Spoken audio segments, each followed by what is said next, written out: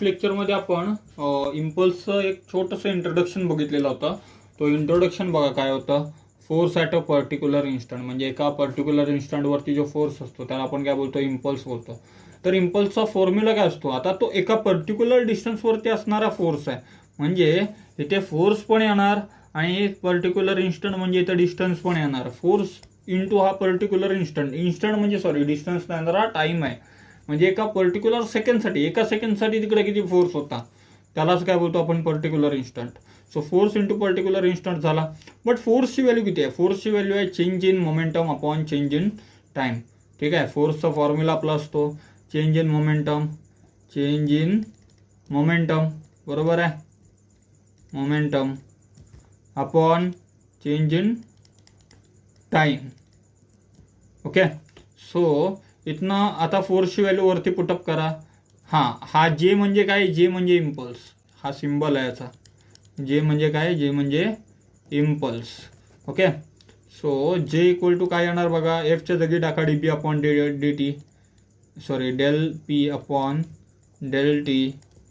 डॉटमध्ये काय आहे, डेल्टीच आहे. Del T getting cancel. इथून तुम्हाला एक गोष्ट कळते की इम्पल्सची व्हॅल्यू किती येते, चेंज इन मोमेंटमच्या इतकी येते. Impulse is equal to, impulse force is equal to change in momentum,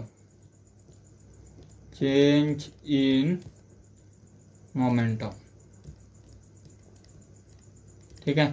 so इथपर्यंत तुम्ही नोट डाऊन करून घ्या. बाकीचं आपण पुढचा आता टॉपिक आहे तो आपण बघूयात. सो नेक्स्ट कॉन्सेप्ट बघूयात आपण, lift problem. Okay, next concept is what, it is lift problem. Lift problem.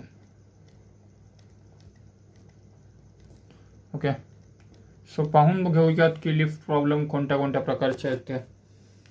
Okay, थोडंसं इथे अक्षराची साईज वाढवतो, colour change, and here have to take a rectangle for considering lift. So हे बघा, इथे आपण एक लिफ्ट कन्सिडर केलेली आहे. ओके, आता ह्या लिफ्टला वरती एक स्ट्रिंग अटॅच केलेली आहे. म्हणजे वरती एका स्ट्रिंगनी याला आपण काय केलेलं आहे, जोडलेलं आहे, बरोबर आहे ना. इथून बघा, इथून ही अशी वरती एक स्ट्रिंग गेलेली आहे आणि त्याने याला आपण जोडलेलं आहे. त्याने आपण याला बघा इथे जस्ट असं या बाजूला आपण या लिफ्टला जोडलेलं आहे. सपोज की लिफ्टमध्ये एक माणूस आहे उभा, एक माणूस उभा आहे. माणसाला थोडं खाली घ्यायला लागेल, एक मिनिट, नाही होत, एक मिनिट.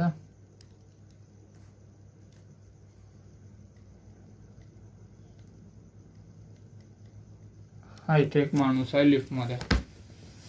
सो कंडिशन काय बघा, सगळ्यात पहिली कंडिशन आहे लिफ्ट इज मूविंग अप और डाउन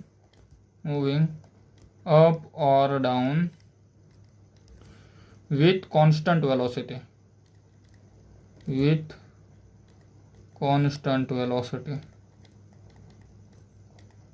किंवा आपण याला असं बोलू शकतो, और lift is stationary.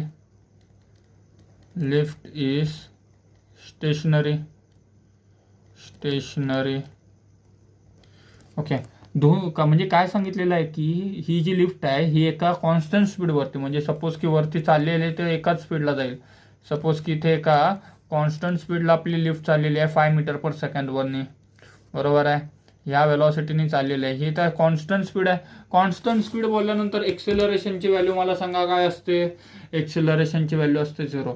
Wien ever the velocity is constant, acceleration is 0. As well as Wien ever the object is stable. ठीक आहे, आपला ऑब्जेक्ट आहे तो मूव्ह नाही करत, तो स्टेबल आहे, then our acceleration is 0. So दोन्ही केससाठी आपला एक्सेलरेशनची व्हॅल्यू किती आहे, 0 आहे. ओके, सो इथे मला सांगा नेट फोर्स किती येणार, एफ नेट, जो आपण मगाशी लास्ट लेक्चरला फॉर्म्युला बघितलेला एफ नेटचा, काय फॉर्म्युला होता, mass into acceleration. Is it okay? Mass is as it is but acceleration is 0 in this case. आणि एफ नेट आपल्याला किती भेटणार बघा. आता एफ नेट किती असणार तेही बघायला लागेल. इकडे बघा, ह्या सरफेसला सगळ्यात पहिले तर कोणता कोणता फोर्स लागेल. एक तर याचा वेट आहे तो डाऊनवर्ड ॲक्ट करेल. वेट कसा ॲक्ट करतो, वेट डाऊनवर्ड ॲक्ट करतो, बरोबर आहे. वेट कसा ॲक्ट करणार, खाली ॲक्ट करणार. आणि वेट काय असतो, मास इंटू ग्रॅव्हिटी. आणि ह्या वेटच्या अपोजिटमध्ये दुसरा फोर्स कुठला असणार आहे आपला, normal force. Okay, normal force वेटच्या जस्ट उलट्या डायरेक्शनमध्ये असेल. म्हणजे वेट खाली ॲक्ट करतोय तर नॉर्मल थ्रस्ट ह्याच्या अपोजिट डायरेक्शनमध्ये ॲक्ट करतो. नॉर्मल थ्रस्ट म्हणजे कुठला फोर्स असतो, आता हा ऑब्जेक्ट इथे एका लिफ्टवरती उभा आहे तर मग हा या सरफेसच्या रिस्पेक्टने उभा आहे वरती, बरोबर आहे. म्हणजे तो सरफेसला एक फोर्स लावतोय वरच्या डायरेक्शनमध्ये, तो फोर्स असतो नॉर्मल रिॲक्शन. ठीक आहे. आपली कुठलीही गोष्ट जी उभी असते, जी विथस्टँड करते, ती नॉर्मल रिएक्शनमुळेच विथस्टँड करते. आपली जी जमीन असते ती ग्रॅव्हिटीच्या अपोजिट डायरेक्शनमध्ये फोर्स लावते आणि आपल्याला उभं ठेवते. जर जमिनीने फोर्स लावला नसता तर आपण जमिनीच्या आतमध्ये गेलो असतो. कळते तुम्हाला, ग्रॅव्हिटीने आतमध्ये खेचलं असतं. बट आपण आतमध्ये जात नाही, याचा अर्थ काय, जमीन एक फोर्स लावते, तोच जो वरच्या डायरेक्शनमध्ये फोर्स असतो त्याला आपण बोलतो नॉर्मल थ्रस्ट. सो आता इथे एफ नेट म्हणजे नेट फोर्स काय येतो बघा. नॉर्मल थ्रस्ट आपला काय कुठे चालला आहे, वरती चाललेला आहे, बरोबर आहे. सो नॉर्मल थ्रस्ट आपला येईल पॉझिटिव्हमध्ये. त्याचप्रमाणे आपला मास इंटू ग्रॅव्हिटी म्हणजे आपला टोटल जो वेट आहे हा काय असतो आपला, डब्ल्यू असतो, बरोबर आहे. तो वेट कसं चाललाय, खाली चाललाय, मग minus M into G. Answer बघा काय येतो, M into 0 is 0. So N minus M G. Minus M G तिकडे गेला, पॉझिटिव्ह होईल. आन्सर किती येईल, N is equal to M G. Answer किती येईल, N is equal to M G. Okay, so this one is a first case of lift, बरोबर आहे. आता लिफ्टची आपल्याला दुसरी केस बघायची आहे लगेच. ओके, सो एवढं लिहून घ्या तुम्ही. बरं, आपण ह्याला असं पण लिहू शकतो की आता नॉर्मल रिॲक्शन ही आपली काय असेल, नॉर्मल रिॲक्शन इथं कॅपिटल एन पाहिजे, कॅपिटल एन. आपण ह्याला आणखी एक गोष्ट बोलू शकतो, ती म्हणजे काय की आपली जी नॉर्मल रिॲक्शन आहे, नॉर्मल रिॲक्शन जस्ट लिहून घ्या पहिले. Normal reaction is the reading of weight machine. Reading of weight machine म्हणजे वजन काट्यावरती जो आपल्याला वजन दाखवतो ना, तो असतो नॉर्मल रिॲक्शन. कळलं तुम्हाला थोडक्यात काय असतो ते. Okay, so move on to the next case. आता पुढच्या केसमध्ये आपला एक्सेलरेशन ॲक्ट करतोय वरच्या डायरेक्शनमध्ये. ओके, सो सेम ऑब्जेक्ट मी कन्सिडर करतोय. I am taking this image. ठीक आहे, ही पहिली केस झाली ना आपली. चला दुसरी केस दुसऱ्या पेजवरती घेऊयात. हा आपला ऑब्जेक्ट आहे. आता दुसरी केस काय आपली, दुसरी केस काय आहे, when lift is moving in upward direction, किंवा हां अपवर्डच पकडूयात. अपवर्ड डायरेक्शनमध्ये आपली लिफ्ट आहे ती मूव्ह करते. आता अपवर्ड डायरेक्शनमध्ये आपली लिफ्ट मूव्ह करते, याचा अर्थ एक्सेलरेशन कसं चाललंय, वरती चाललंय, बरोबर आहे. सो इथे एफ नेट किती येणार, इथे एफ नेट इक्वल टू काय असतो, मास इंटू एक्सेलरेशन. फोर्स काय असतो, mass into acceleration. But force किती आहे तिथे, एक तर नॉर्मल थ्रस्टचा फोर्स आहे, नॉर्मल थ्रस्टचाच फोर्स आला आपला वरती, बरोबर आहे. मायनस मास इंटू ग्रॅव्हिटी म्हणजे याचं वजन चाललंय खाली, मास इंटू ग्रॅव्हिटी चाललाय खाली. इथे मास ॲज इट इज, एक्सेलरेशन आपला वरच्या डायरेक्शनमध्ये चाललाय, सो पॉझिटिव्ह आहे. मायनस एम जी तिकडे गेला तर प्लस एम जी होईल. एन इक्वल टू किती येईल, M A plus M G. So M common काढा याच्यातनं, आन्सर किती येईल, M equal to A plus G. Okay, so हा काय झाला तुमचा, ही झाली तुमची एनची व्हॅल्यू. ठीक आहे. ही कशासाठी आहे, ज्यावेळी आपली लिफ्ट कशी मूव्ह होते अपवर्ड डायरेक्शनमध्ये. आणि याच्यामध्ये आपण काय समजू शकतो, आता नॉर्मलची व्हॅल्यू किती आली आपली, नॉर्मल फोर्सची व्हॅल्यू बघा, मास इंटू ए प्लस जी आले. जे एक्सेलरेशनमध्ये ग्रॅव्हिटी पण ॲड होते, याचा अर्थ आपला वेट काय होतोय, weight is appear to be increases, बरोबर आहे. म्हणजे पहिले मास इंटू ग्रॅव्हिटी होती, आता मास इंटू एक्सेलरेशन पण वाढला त्याचा, म्हणजे आपला वजन आहे तो वाढला. कशामुळे? लिफ्टमुळे आपला वजन आहे तो वाढला. ठीक आहे. So weight is appear to be increases, म्हणजे जर आपण तिथे वजन काटा ठेवून आपला वजन बघितलं असतं तर आपला वजन आहे तो जास्त आला असता तिथे थोडक्यात. ठीक आहे. सो आता नेक्स्ट केस बघूयात, ज्या वेळेला आपली लिफ्ट आहे ती डाऊनवर्ड डायरेक्शनमध्ये मूव्ह करते. सो सेम लिफ्ट आहे, बट केस काय इथे थर्ड केस आहे, ही आपली सेकंड केस होती.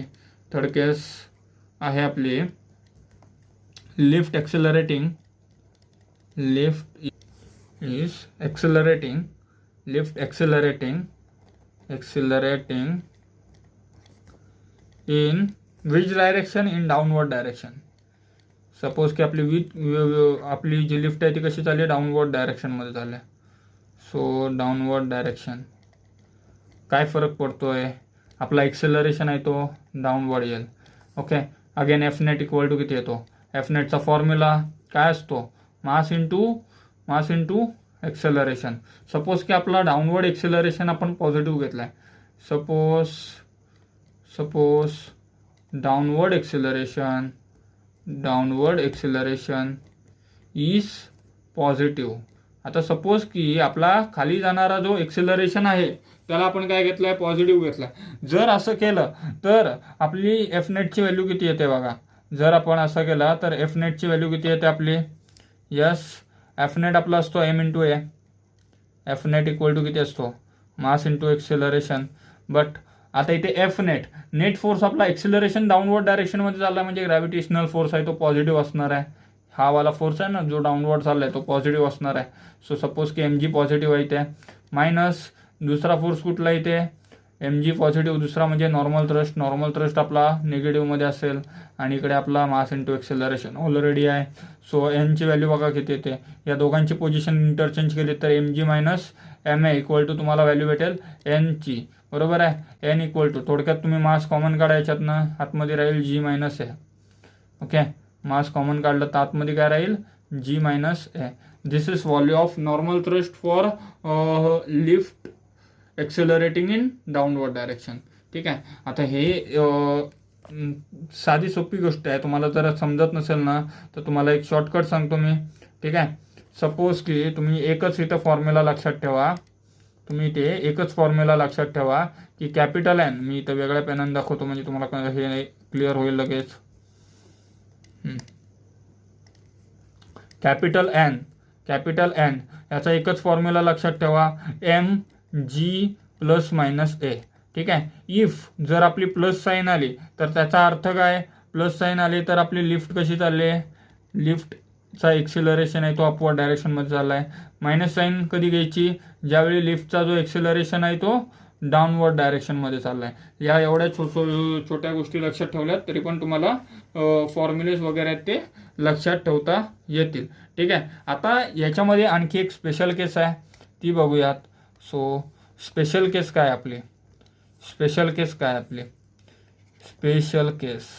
ओके. सो याच्यामध्ये एक स्पेशल केस सुद्धा आहे. स्पेशल केस अशी आहे की आपला एक्सेलरेशन आहे तो ग्रॅव्हिटीपेक्षा खूप जास्त मोठा असला, म्हणजे सपोज करा एक्सेलरेशन म्हणजे याचा जो स्पीड आहे तो ग्रॅव्हिटेशनल स्पीडपेक्षा पण जास्त असला, म्हणजे ग्रॅव्हिटेशनल एक्सेलरेशनची व्हॅल्यू असते 9.81 मीटर पर सेकंड स्क्वेअर. ह्या स्पीडपेक्षा पण जास्त स्पीड असली त्या लिफ्टचा एक्सेलरेशन याच्यापेक्षा जास्त असला तर काय केस होईल ते बघा. खूप महत्त्वाची केस आहे.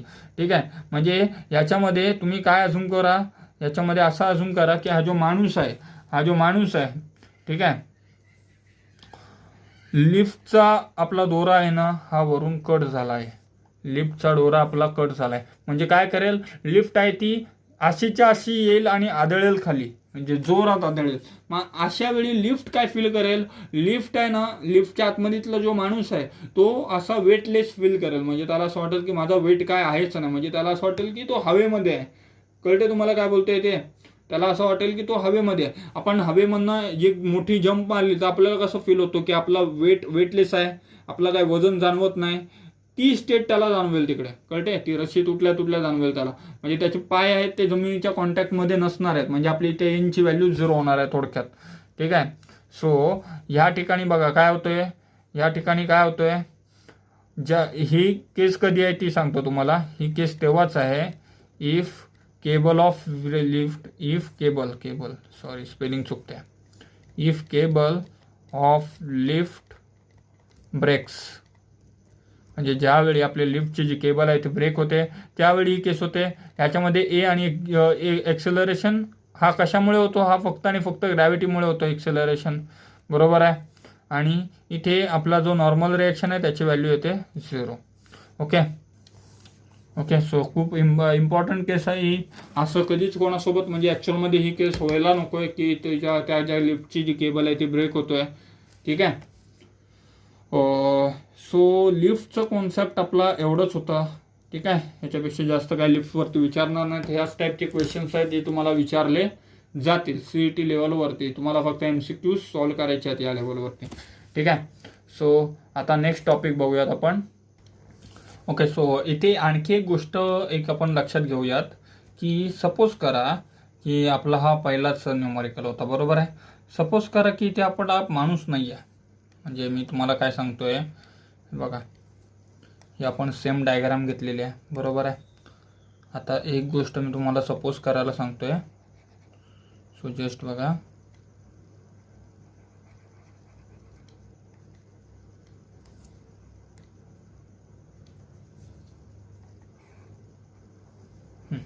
सो मी तुम्हाला आता हे सपोज करायला सांगते की सपोज करा की वरून ना आपण एक दोरा लटकवलाय. ओके. वरून आपण एक दोरा किंवा एक स्ट्रिंग आहे ती लटकवली.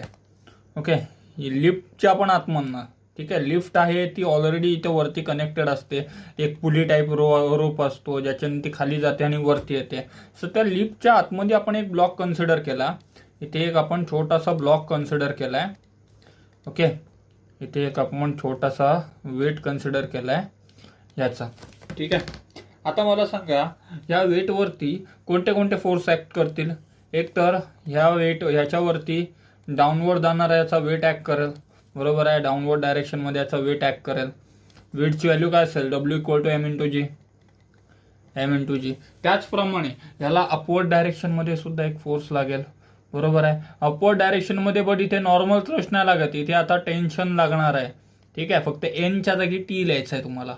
का, कारण की इथे स्ट्रिंग आहे ना. आता ही स्ट्रिंग आहे. स्ट्रिंग बोलल्यानंतर मग ह्याच्यामध्ये टेन्शन डेव्हलप होईल, तणाव डेव्हलप होईल, याच्यामध्ये टेन्शन डेव्हलप होईल. सो इथे टी येईल. एनच्या जागी फक्त टी यूज करायचे आहेत, बाकी सगळ्यांचे रिलेशन ॲज इट इज. म्हणजे एनच्या जागी टी टाकायचं आहे फॉर्म्युले, बाकी सगळ्यांचे ॲज इट इज. एनच्या जागी जस्ट रिप्लेस करा टी. सो आता नेक्स्ट फोर्सेस बघूयात. नेक्स्ट आता आपण बघतोय ती म्हणजे कॉन्टॅक्ट फोर्सेस. ओके. नेक्स्ट आपण बघतोय कॉन्टॅक्ट फोर्सेस.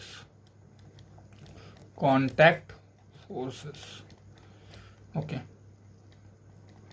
आता कसं बघायचं आहे ना, बघा आपण आता खूप सारे ब्लॉक कन्सिडर केलेत. ठीक आहे.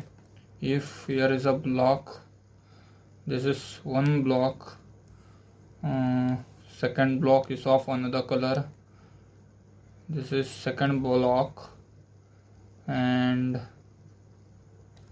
here is a third block that is of orange color. Okay. आणि हे तिन्हीच्या तिन्ही ब्लॉक आहेत ना ते आपण एका प्लेनवरती ठेवलेत. म्हणजे एका प्लेन सरफेसवरती आपण तिन्हीच्या तिन्ही ब्लॉक आहेत ते ठेवलेले आहेत. Okay. So here is a plane in which we just taken 3 block. आता हे सपोज की मी कलर करतो आतमध्ये. कलर ठीक आहे, कलर नाही केला तरी चालेल. बघा पहिल्याचा वेट कुठला येईल, पहिल्याचं काहीतरी मास असणार, म्हणजे इथे M1 असेल. दुसऱ्याचा काहीतरी मास असेल त्याला घेऊ M2. तिसऱ्याचा काहीतरी मास असेल त्याला घेऊ आपण M3. आता सपोज करा की मी इथे एक फोर्स अप्लाय करतोय. ओके. सपोज की मी इथे एक फोर्स अप्लाय करतोय. सो बघा ह्या डायरेक्शनमध्ये मी इथनं फोर्स अप्लाय करतोय. आता मी जसं फोर्स अप्लाय करेल तसं इथे काय होईल चेंजेस, हे जे तिन्हीच्या तिन्ही ब्लॉक आहेत ना हे मूव्ह करायला स्टार्ट करतील. जसं मी इथे फोर्स अप्लाय करणार, हे बघा पहिली सरफेस काय करेल, पहिली सरफेस दुसऱ्या सरफेसच्या कॉन्टॅक्टमध्ये आहे, म्हणजे पहिली सरफेस दुसऱ्या सरफेसला धक्का देईल आणि दुसरी सरफेस तिसऱ्या सरफेसला धक्का देईल. असं करून करून तिन्हीच्या तिन्ही सरफेस आहेत ते एकमेकांना धक्का देतील आणि पुढे जातील. ठीक आहे. म्हणजे थोडक्यात जर मी याचा तुम्हाला जर विचारलं की F नेट किती असेल इथे, एफ नेटची व्हॅल्यू किती असेल इथे. सो एफ नेटची मला सांगा व्हॅल्यू किती असते. ह्या साईडला एफ नेटची what is value of F net. What is the value of F net. F नेटची व्हॅल्यू बघा, मास इंटू एक्सेलरेशन असतो आपल्याला. Total mass into acceleration into acceleration acceleration. Okay. So F net equal to किती येणार. Total mass म्हणजे m1 plus m2 plus m3 m1 plus m2 plus m3 into what into acceleration. So आपल्याला एक्सेलरेशनची जर value पाहिजे असेल तर ती येणार F net divide by m1 plus m2 plus m3 that is value of acceleration. ह्याला एक आपण ब्लॉक करूयात. ओके. ही आपली झाली कशाची व्हॅल्यू काढली आपण. एक्सेलरेशनची व्हॅल्यू काढली. ठीक आहे. समजलेली आहे गोष्ट काय आहे कशी आहे ते समजले तुम्हाला. ओके. सो मला सांगा आता इथे प्रत्येक ठिकाणी कॉन्टॅक्ट फोर्स अप्लाय करतोय. म्हणजे कॉन्टॅक्ट फोर्स म्हणजे बघा ही सरफेस याला कॉन्टॅक्टमध्ये आहे. मग इथे आपण काय बोलूयात. इथे आपण बोलूयात हे बघा पहिली मोठी सरफेस याला कॉन्टॅक्टमध्ये ह्याला आपण बोलूयात इथे एन. ठीक आहे. एन म्हणजे नॉर्मल थ्रस्टच झाला बट हा इकडे कॉन्टॅक्ट फोर्स झाला इकडचा दोघांमधला. त्याचप्रमाणे इकडे पण एक कॉन्टॅक्ट फोर्स येतोय त्याला आपण घेऊयात एन डॅश किंवा N1 पकडा याला. मला सांगा आता ही जी नॉर्मल थ्रस्टची व्हॅल्यू आहे ती प्रत्येक ब्लॉकसाठी किती असेल. आता कसं बघणार तुम्ही मला सांगा. M2 ची जर व्हॅल्यू बघितली तर M2 मुळे कोण ढकलला जातोय. M2 मुळे ढकलला जातोय M3. मग इथे M2 आणि M3च्या मध्ये कॉन्टॅक्ट फोर्स कुठला आहे N1 आहे. मला सांगा N1 ची व्हॅल्यू किती येणार. N1 ची व्हॅल्यू मग काय येणार इकडे N1 ची व्हॅल्यू बघा काय येणार इथे N1 ची व्हॅल्यू काय असतो. हो नॉर्मल रिॲक्शन काय येईल फोर्स आहे हा एक प्रकारचा म्हणजे मास इंटू एक्सेलरेशन येणार. मास कोणता येणार इथे हा कोणाला ढकलतोय M2 ढकलते M3ला. सो मास येणार इथे M3 इंटू एक्सेलरेशनची व्हॅल्यू किती आहे. एक्सेलरेशनची व्हॅल्यू ही आहे F net upon M1 plus M2 plus M3 M1 plus M2 plus M3. हां आता एक जादू करा की इथे M3 कट करा. असं अजिबात कट होत नाही. ठीक आहे. खबरदार असं कट केलं तर असं कधीच कट होत नाही. हा M3 आणि हा M3 कट होत नाही का कारण की हा इथे ॲडिशनमध्ये आहे. ठीक आहे. इफ तो मल्टिप्लिकेशनमध्ये असता तर तो कट झाला असता बट असं M3 कधीच कट होत नाही. ओके. सो हा ही झाली N1 ची व्हॅल्यू. सिमिलर आपण N ची जर व्हॅल्यू काढली म्हणजे ह्या नॉर्मल थ्रस्टची व्हॅल्यू काढली तर ती किती येणार. त्याचा पण फॉर्म्युला तोच आहे मास इंटू एक्सेलरेशन बट व्हॅल्यू काय आहे मास किती असणार आहे. बघा हा M1 कोणाला ढकलतोय एकतर M1 M2 ला ढकलतोय आणि M3 ला ढकलतोय. मग मास येईल M2 प्लस M3. बरोबर आहे. दोघांना ज्यांना ढकलतोय त्यांचा बघायचा. हा कोणाला ढकलतोय M1 M2 ला ढकलतोय आणि M3 ला ढकलतोय त्यांचा मास घेतला. इंटू एक्सेलरेशन किती आहे F net upon M1 plus M2 plus M3. F net upon that is M1 plus M2 plus M3. आता इथे पण आपला जादू M2 आणि M2 प्लस M3 कट होईल का. अजिबात नाही होणार कारण की ते प्लस आहे. हा M1 plus M2 plus M3 त्याच्यामुळे तो डायरेक्टली कट होणार नाही. अजिबात नाही कट होणार. ओके. सो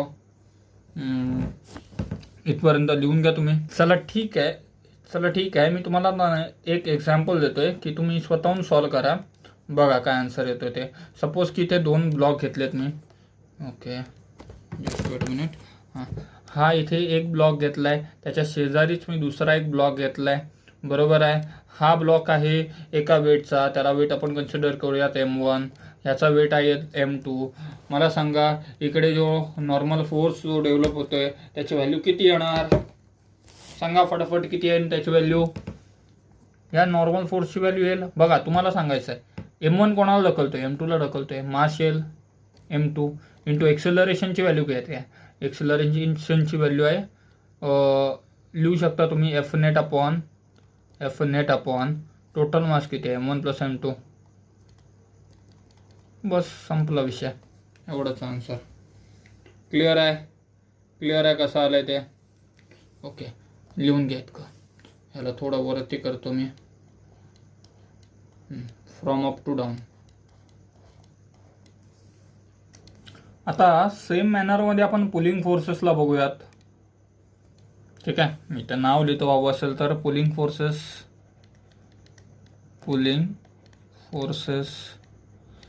ओके, आता इथे सेम कन्सिडर करा की 3 आपल्याकडे ब्लॉक आहेत. This is first block. Okay, second one here and the last one that is here. Okay, आता हे 3 ब्लॉक आहेत ना, त्यांना मी एका स्ट्रिंगनी किंवा एका सोप्या भाषेत दोरीनी कनेक्ट केलं एकमेकांना. ओके, कलर सपोज की ब्ल्यू घेऊयात. ओके, सो ह्याला इथे कनेक्ट केला आहे, ह्याला इथे कनेक्ट केला आहे आणि ह्याला आपण इथून खेचतोय. तिथून आपण काय करतोय, फोर्स अप्लाय करतोय. कळते तुम्हाला, या बाजूला आपण फोर्स अप्लाय करतोय. सिमिलरली इथे वेट घेऊयात. इथे M1 आहे वेट, याचा वेट घेईल तो M2, म्हणजे मास आहेत थोडक्यात हे. ठीक आहे, M1 M2 M3 असे 3 मासेस आहेत. तर मला सांगा इथे एक्सेलरेशनचा फॉर्म्युला काय येईल. एक्सेलरेशनचा फॉर्म्युला सेम येईल बिकॉज एफ नेटचा फॉर्म्युला सेम आहे. एफ नेटचा फॉर्म्युला आहे मास into acceleration. Mass is total mass that is M1 plus M2 plus M3. बरोबर आहे, इंटू एक्सेलरेशन. एक्सेलरेशनचा फॉर्म्युला घेतला तर येईल एफ नेट अपॉन मध्ये येईल M1 plus M2 plus M3. Okay, this is value of acceleration. Okay, आता इथे प्रत्येक टर्ममध्ये बघा, इथे आणि इथे टेन्शन डेव्हलप होतो इथे. ठीक आहे, या साईडला सपोज की आपला टी डेव्हलप होत असेल तर इथे आपला होईल टी डॅश डेव्हलप. आता हे दोन्ही साईडनी जर आपण घेतला तर थोडंसं तुम्हाला कन्फ्युजिंग वाटेल. सो आपण इथे एकच नंबर पकडूयात. म्हणजे ॲक्शन रिॲक्शन पेअर आहे. तुम्हाला कळते का, हे ॲक्शन रिॲक्शन पेअर आहेत. टेन्शन दोन्ही साईडला, म्हणजे बघा जर आपण इथून खेचतो तर मग इथे एक तणाव डेव्हलप होईल. आता इकडून टेन्शन डेव्हलप होते म्हणजे याच्या अपोजिट डायरेक्शनमध्ये इथे फोर्स लागेल. सिमिलरली इथे फोर्स लागतोय, त्याच्या अपोजिट डायरेक्शनमध्ये इथं फोर्स लागेल. सो हे काय आहेत, ह्याला फोर्स इथून लागेल तर ह्याला फोर्स इथून लागेल. हे सगळे ॲक्शन रिॲक्शन पेअर आहेत. कळते तुम्हाला. सो इथे प्रत्येकाचा इंडिव्हिज्युअल व्हॅल्यू घेण्यापेक्षा एकच सेपरेट व्हॅल्यू, डबल व्हॅल्यू घेण्यापेक्षा मी एकच व्हॅल्यू घेतो. क्लिअर आहे. सो बघा, एकाची टी घेतली, एकाची टी डॅश घेतली. सपोज की मला M2 म्हणजे टी डॅशची व्हॅल्यू काढायची आहे. म्हणजे इथे किती आपला टेन्शन आहे तो डेव्हलप होतोय तो बघायचा आहे. सो टीची व्हॅल्यू मला सांगा किती आहे. टीची कोणाला खेचतोय ते बघा, टी कोणाला खेचतोय ते बघा. फोर्स आपण इथून लावतोय तर मग टी आपला M3ला खेचेल. सो टीची व्हॅल्यू किती येईल, M3 इंटू एक्सेलरेशन. ठीक आहे, सिमिलरली इथे T1 आहे आपला. Okay, this is T1. So T1चा आन्सर किती येईल. हा कोणाला खेचतोय, फोर्स इथून लावलं तर कोणाला खेचतोय, M3ला खेचतोय आणि M2ला खेचतोय. सो व्हॅल्यू येईल M3 प्लस M2 इंटू ए. सो बस हीच आहे आपली T1ची व्हॅल्यू. सो सिम्पल कॉन्सेप्ट होता पुलिंग फोर्सेसचा. ओके, पुलिंग फोर्सेसचा एक आपला सोपं कॉन्सेप्ट होता. ठीक आहे, इथपर्यंत नोट डाऊन करून घ्या, मग नेक्स्ट बघूया.